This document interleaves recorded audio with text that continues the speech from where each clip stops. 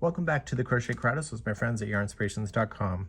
So what we have here in the letter course that we're doing, we've just come all the way back in the last video, and there's a red arrow that is pointing up and going towards the side.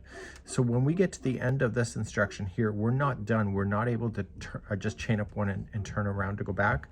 What we have to do is we have to do the number of chains. So follow the red arrow. So after the last single crochet is in, you can see that there's 1, 2, and 3 chains, and you see how this one is going vertical, that chain, second chain from the hook, and you're going to work your way all the way back across. And something is unique on this side, and we'll cover that in the next video. So let's just demonstrate on how this is done right here. Done this, we can't just turn around and go back. We have to add more chain before doing that. So in this case, it was chain 3. So 1, 2, and 3. And now you're ready to turn the whole thing around and then crochet back along that. So second chain from the hook, you were going to single crochet that one, and then the next one, and then you're ready to go across then the top, just like this, all the way across.